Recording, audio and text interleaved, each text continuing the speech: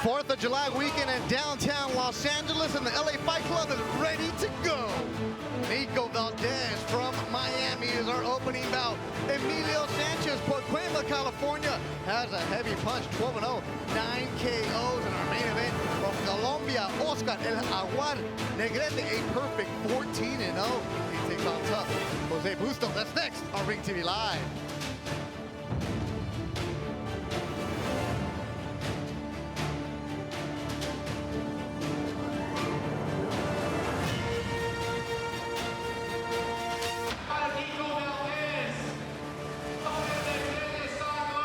Inside the Velasco Theater in downtown Los Angeles, another sold-out edition of the LA Fight Club. For my partners, Steve Kim and Doug Fisher, thank you for joining us on this holiday weekend. I'm Beto Duran, and tonight, it's really cool. We're gonna, proceeds from tonight's sales will benefit the Susan G. Komen Foundation. They just wrapped up 7 amateur fights featuring the LAPD against the New York Police Department. But now it's time for the pros.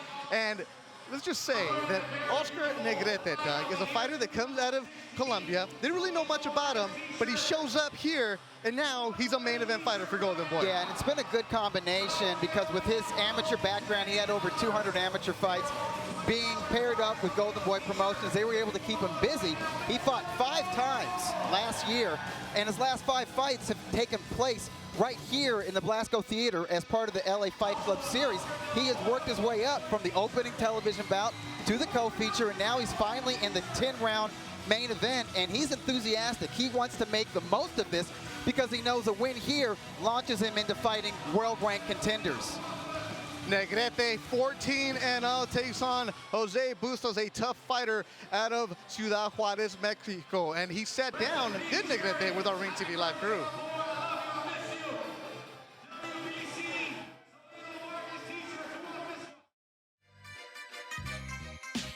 I don't get embarrassed easily, so I like to do a lot of fun things, and you know, like dyeing my hair. My hair's blonde right now. I dyed it, and I said it because I did like Justin Bieber, because I thought Justin Bieber had like gray, and then I was like, oh, I'm gonna dye it gray too. And then I didn't know that when you go in the pool and the chlorine makes it blonde, so that happened. So I just kept it blonde, whatever. I love interacting with fans. I love when they write to me. I love responding to them. I like sending them stuff, like signing stuff. I like it's just, the whole experience is awesome. All boxers want to like prove that they're tough, prove they're strong and all that stuff. Like I don't care. I know that when I go in the ring, I'm tough. That's when it counts. I don't need to act tough outside the ring. I act myself, act a fool. That's what I do. And all day I just love making people laugh. I called myself the Bieber of boxing because Justin Bieber got found by Usher on YouTube, and then Oscar De La Hoya found me on Instagram.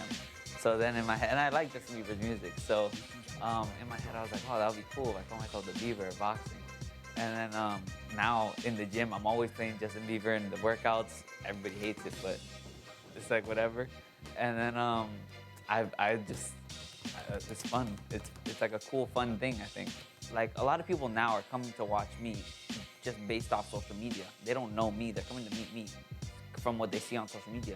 So that's how you get fans, and then I interact with them, and then I always, like, if they send me a picture, I post it, and then they get, like, happy. So I like making people happy. That's my thing. That is Niko Valdez, our opening bout tonight. He's 1-0, but there's a lot of hype around this kid who was found literally on YouTube. Niko Valdez, more highlights from the Miami fighter.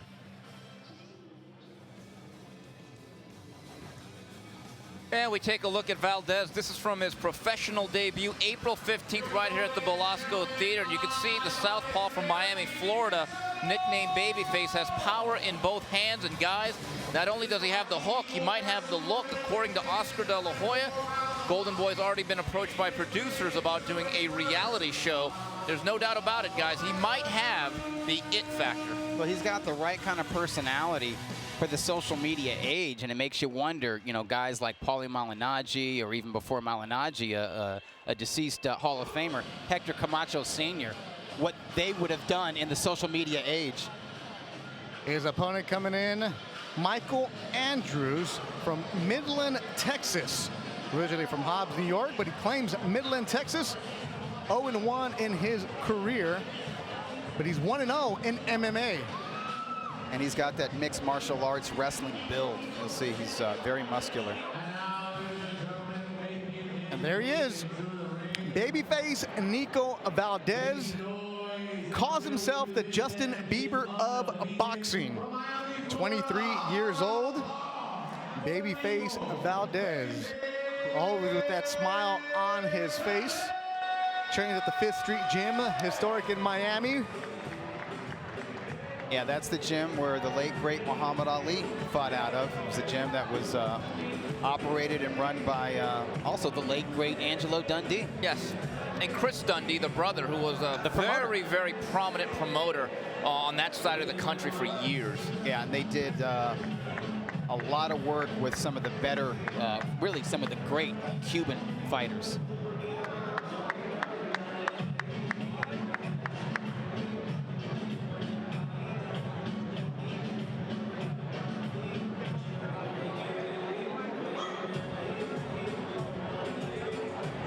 You know, going back to his first fight, again, that was April 15th against Roberto Ramirez. Again, hard to say how good this kid's going to be based on matchmaking, because a lot of these fights early on, Doug, it really is about more the matchmaking than the actual fighter. And that first fight only went 1 round. But so. early on, I think it's evident one thing. He's got very solid technique, pretty well grounded fundamentally, but he has power, and that's one thing you cannot teach. There's a lot of things you can develop in the sport, but the ability to sock and have heavy hands is God-given. I liked his body attack in that pro debut. You don't always see that from folks making that amateur to pro transition. And our ring announcer for tonight, the one and only Joe Martinez.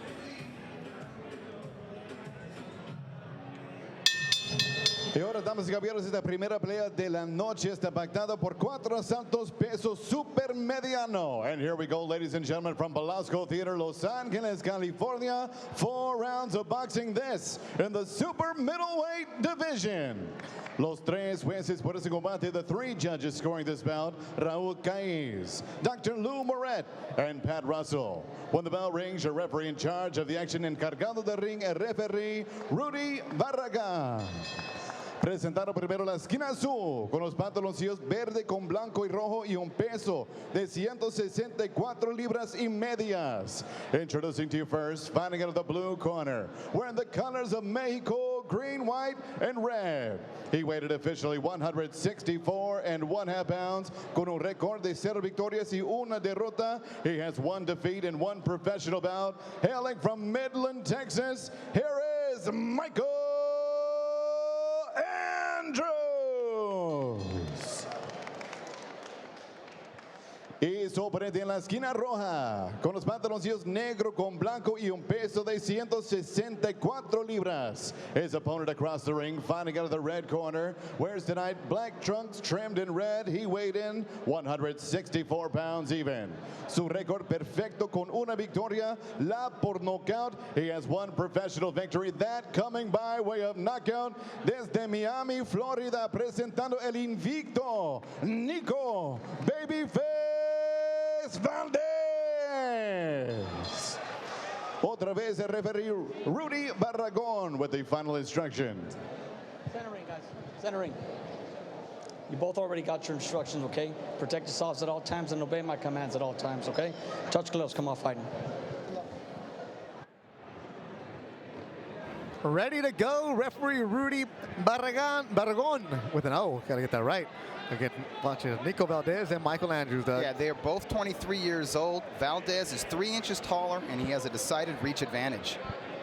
Niko Valdez, Michael Andrews, get ready to go from a sold-out Velasco Theater on the 1-year anniversary of Ring TV Live. Make sure you send us your tweets. We do read them, and we shout you out throughout the broadcast. Right now, from the 305 is Niko Valdez. He's a southpaw with the dyed hair, Cuban and Belgium background. Interesting. At one point, Valdez, as a teenager, weighed 200 pounds. He was 5'5", decided to lose some weight, started doing MMA. Then he was watching a Manny Pacquiao fight, and he heard how much Manny Pacquiao was making in that fight. And let's start some boxing, Mom and Dad. Originally started with jiu-jitsu. nickname Babyface, came from the junior high days. But He still got it. referenced his size. I tell you one thing, Doug, he looks like he could be a light heavyweight very soon. He's got agree. a very tall, solid, muscular frame. Michael Andrews, 0-1. His pro debut was in April. He was stopped in the second round by Evan Torres. He's 1-0 in MMA. Body shot from Valdez. If you look at their muscle, Steve, Andrews has more mature muscle than Valdez. Some folks mature a little, you know, earlier than others. Valdez might be a late bloomer, and I agree 100%. I don't think he's going to be a super middleweight prospect for very long. After that first round blowout on April 15th, where things were really easy for him, I'd like to see him get in a few rounds. I think this is already more resistance than he got from Roberto Ramirez. Right now from Michael Andrews. I'd like to see what he does in rounds 2 and 3. I think it's one of the key things you got to get for fighters is quality rounds. Not always healthy to get in these early blowouts. Push down from Barragon. Valdez helped Curtis Stevens spar as Stevens fought on the Canelo undercard against Mir Khan. And Curtis Stevens just knocked out Patrick Teixeira. He was sparring with him, so he's got some quality sparring. Good right and a left from the fighter from Miami. And that's invaluable experience for a young professional. Good right, left staggers. Andrews, another one. Very well timed and excellent technique. That was a beautiful straight left. Andrews breathing heavy here in the first round. It's scheduled for 4.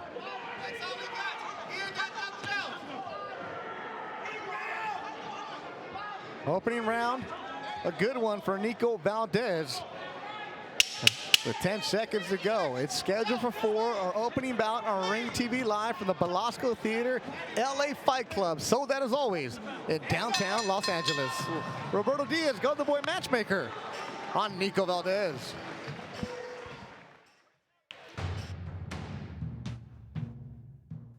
I say it repetitively because it's one of the characteristics that I look at in our young fighters when we're signing. The total package. If I have to say this kid is the total package. He's strong, he's aggressive, he looks for a knockout, he smiles, he's a good-looking kid, he's young.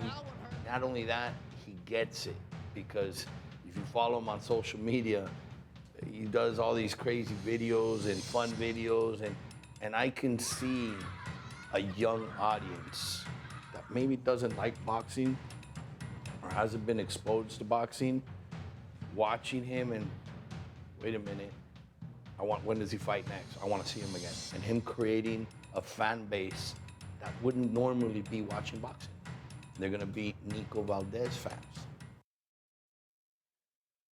And you hear Roberto talking about the social media. Niko Valdez was discovered by Oscar De La Hoya on Instagram. Valdez would put his workouts and another slip. There was a punch there, but it was a slip ruled by Barragon. Yeah, Valdez caught him more with his forearm than he did with the actual glove. So Valdez would put up his workouts of him working the bag, the speed bag, you know what most boxers do, but because Valdez has a lot of followers, people started tagging Oscar. And Oscar checked it out, called the people down in Miami, had Roberto Diaz and Eric Gomez investigate this kid. Said, no, he's a real deal.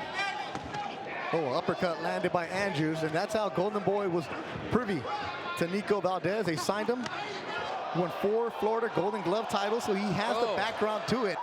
And he has that look, and he has some pop in those hands. Body shot. That was another left hand that really buckled Andrews. And Andrews, I thought, at the end of round number 1, really started to feel the power. And there's another body shot by Valdez. And Andrews is wincing. That body is working. And the straight left and the body shots are quickly breaking down Andrews. And the class of that amateur background is showing now here in round 2. Blood from the nose of Andrews, a fighter from Midland, Texas. Niko Valdez in control of this fight. You know, the power is obvious with Valdez and some of the physical tools and the way he looks. What I like is for a guy in just his second pro fight, he knows how to fight at a professional level. He's not very skittish, fighting at a nice, solid pace. He does not look like a kid that just turned pro 3-4 months ago. And when he got here to Los Angeles earlier in the week, when he worked out at Anderson Silva's MMA gym.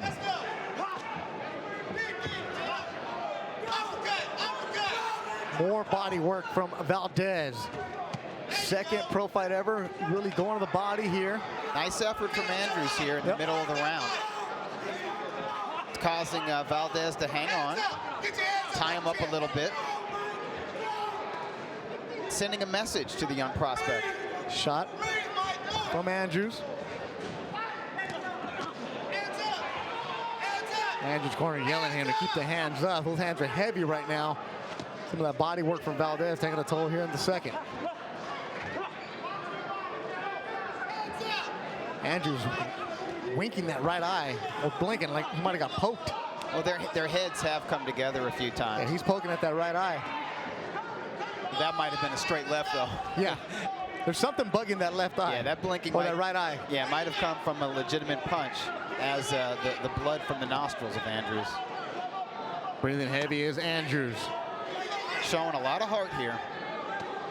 Left from Valdez, 10 seconds to go. Loading up is Niko Valdez.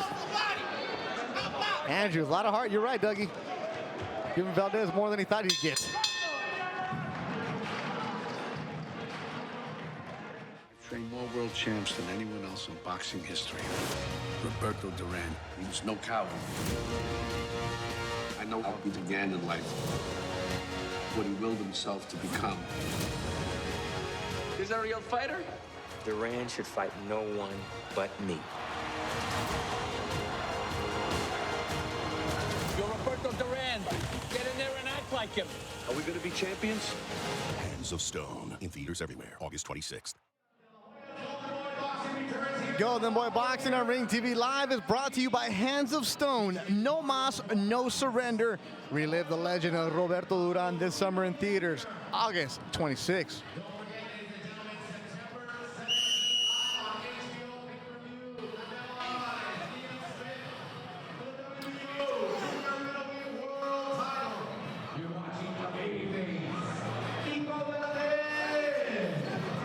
Third round of action about to get going. Niko Valdez 1-0 with 1 KO in his career.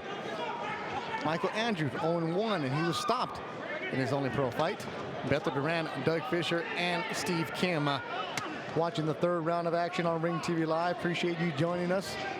We do the first Friday of every single month. The Belasco Theater is where you can find us. Sold out Belasco, so get your tickets early. And then the 15th of July, we're going to be in Indio, California. Body shot landed by Valdez. I love his body work. My goodness. I think he goes better to the body than he does to the head. I think we didn't see this his first fight because it ended so fast. It looks like this one's not going to go the distance either, because Andrews was totally spent at the end of round 2. This is some valuable minutes here for babyface Valdez. I think this is exactly what the doctor ordered. We know he could bang a little bit with that left hand. And one thing I'm noticing, as he lands the left hand, which is certainly his money punch, doesn't really do a good job of cleaning up with that right hook, although he threw one right there. One thing I think that's going to be a point of emphasis with the Valdez training squad is to make him a little bit more of a two-handed fighter moving forward. Valdez trained by Lazar Stojanovic, Command Luis Perez, second assistant Dino Spencer. Babyface Valdez, you see him wearing the pink on a night where proceeds will benefit the Susan G. Komen Foundation for Cancer Research. Valdez is donating his purse from this night. The entire purse to go to the Susan G. Komen Foundation. 23-year-old Valdez, and Andrews' corner just yelled at him, "Don't get hit anymore." That's good advice, but we blocked that one. Yeah, he's trying. He's doing the best he can. And to me, Steve, it looks like Valdez has taken his foot off the gas pedal, and now he is working on things. Yeah. He's working on defense. He's working on switching stances. He's working on various punches. Take advantage, gain the rounds. He got a tough opponent in Andrews. He's starting to absorb some punishment. Another shot landed by Valdez, causing Andrews to breathe heavy. That left stung on the nose. She's already bleeding. Andrews is sleepwalking at this point. His pride is keeping him up. Yeah, the faucet's open on that nose. It's really starting to leak. I just don't think that Andrews really has the physical strength, the legs to mount any kind of offense anymore, Steve. No, he doesn't, and he's been softened up. There's been a lot of left hands from Valdez that have landed clean, and I think get the sense that Valdez has one more run in him. If he could just press that gas pedal a little bit deeper, he might be able to get him out It's of only there. a matter of time now. And if he can't do it, I think his corner should do it. Somebody when he should. comes back to the round, keep him on that stool. It has been all Niko Valdez. A lot of heart from Michael Andrews, but some punishment being out here in the third. More blood. That'll do it for 3.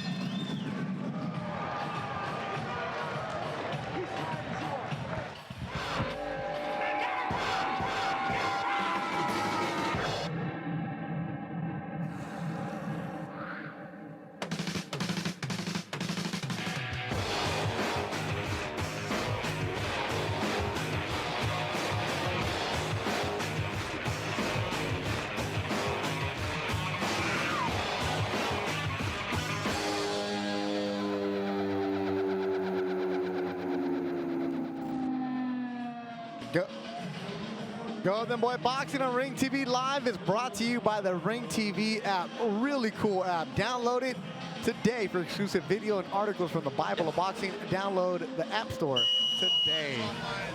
And trying to eavesdrop on the corner of the Midland, Texas fighter, Michael Andrews. And they asked him if he wanted to come out. He said, yeah. Well, barely. Yeah, but who cares what he says? Look at his body language during the rounds. He was totally spent at the end of round 2. I thought he was completely done by the end of round 3. The only thing more courageous than Andrews. They're taking him over to the doctor to check him out. Hopefully they pull rank on the corner and the referee. Doctor checking out Michael Andrews. A lot of punishment in the third for fighters who only had 1 pro fight. That's a lot of conversation. It's over. Good. See? Exactly. Good job by the doctor protecting the young fighter. He has a lot of heart. No doubt about it. Andrews has a lot of heart. I know he doesn't want to get stopped, but it was only a matter of time, and Niko Valdez didn't even load up in that third round. You know, Andrews fought very well. He fought courageously, but it came to a point where he could no longer defend himself and he could no longer mount an offense, and therefore it was no longer a contest. I thought this was really good experience for Valdez because not only did he score the knockout, but he also got 9 minutes in there. I thought the first fight back in April was a little bit of a layup, if not a slam dunk. Yeah. Here he actually got what I like to call professional resistance. He had to work his way through it, chop wood a little bit, and I guess the only thing more courageous than Andrews was actually the corner, but thankfully the members of the California State Athletic Commission intervened. How about Valdez also got hit today. His first fight, he didn't even get touched. I don't even think sweat, but he mixed it up pretty good. Beto, I think another thing they're going to have to work on as they look at this tape is head movement. He doesn't really do a great job of actually moving his head after punching. And at the higher levels, you're going to face more skilled guys who are going to be able to throw counter punches much more effectively.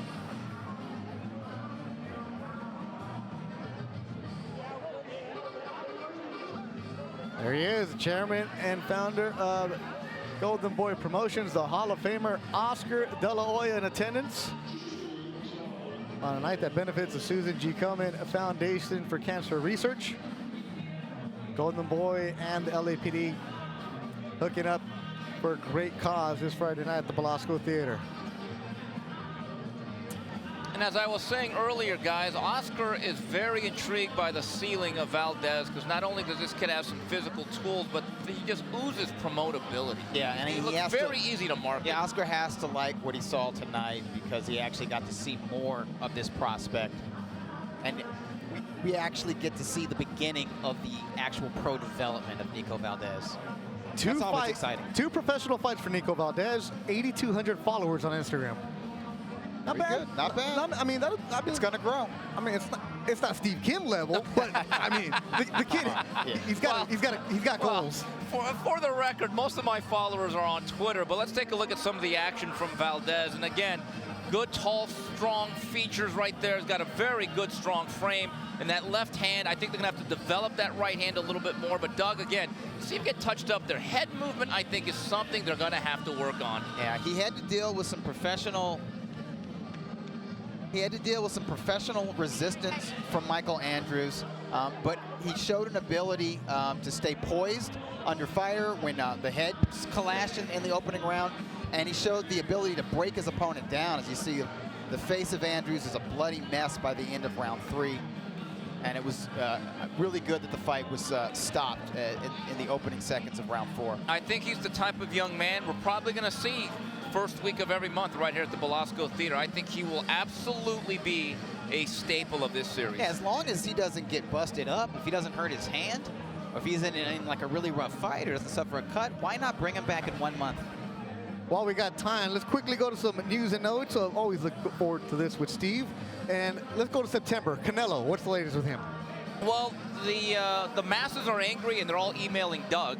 And I don't think there's any doubt this is going to be a very tough sell. But Liam Smith, I think, is actually a more competitive fight than Amir Khan. Now, with that said, there's going to be backlash because they wanted Golovkin the public. The bottom line is very simple, and I think Golden Boy is now under some pressure. They've set a time frame.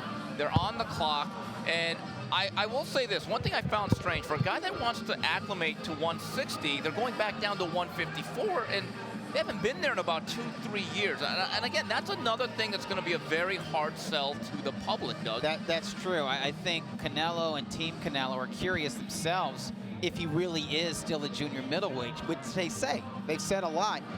They've picked an unbeaten, very strong junior middleweight in Liam Smith. He's not known in the U.S. He is known in the U.K. I think he'll impress people when they get in the ring together. That'll be September 17th. Del cuarto santo referee para la pelea para el ganador por nocaut técnico, the winner by TKO at 1 second of round number 4, and still undefeated, Niko Babyface VALDES. 2-0, the 305, the kid who wanted to go to the U, Steve. He wanted to go to Miami. He said, nah, how about let's do this boxing deal? What a smart young man. A smart young man going to the U. And there you go. You got to take the selfie, though. That's the way. Look at that grin. I said that'll be on Snapchat, Instagram, and Twitter. He'll have a couple vines. I mean, you might want to hide your Visa card. We don't need that. There you go. There you go. Get it, Niko Valdez. A lot of personality. Good kid. Fighting out of the 5th Street Gym in Miami, Florida. Let's go back to these news and notes. So for you, Steve, after the Canelo fight, what are some of the names that you could possibly think maybe go there? Well, first of all, I've been told by the brass at Golden Boy that they're going to fight in December again, maybe possibly on HBO. Yes, he wants 3 fights this year, and if you're going to make that acclimation or start gradually moving up to 160, here's the names that I want to see: David Lemieux or Porter Stevens, maybe BJ Saunders. Hey, you got to start Toriano Johnson. Or Toriano Johnson coming off a shoulder injury, because you're going to have to now listen. Canelo is taking a lot of heat, and I think it's deserved. When he said that Mexicans did mess around, he's messing around. And here's the thing. I don't think it'll take 5 years like Pacquiao Mayweather. Oscar told me point blank yesterday, we're not taking 5-6 years, but that shouldn't be the standard.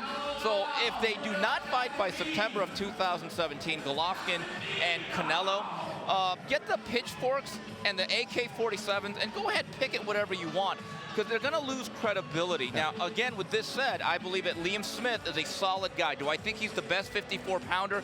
I don't, but I think he's a pretty solid guy. I think you'd consider him top 5, 6, 7. What you Yeah, he's definitely a top 10 contender. I think he's rated number 7 or number 8 by Ring Magazine.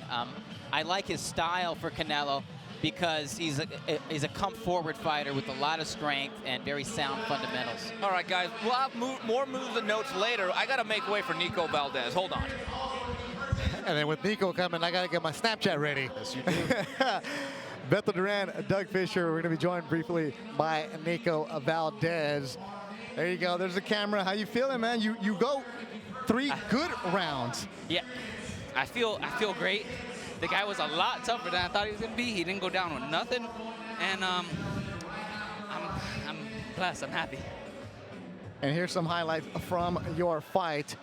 Just what do you see right now, Niko? I see me work. I was trying to work the body, and I didn't hear, like usually when you hit the body, you hear him get hurt, and he didn't do it. But I kept like hitting like he would stumble like that, and I'm like, man, this guy's tough. He won't fall.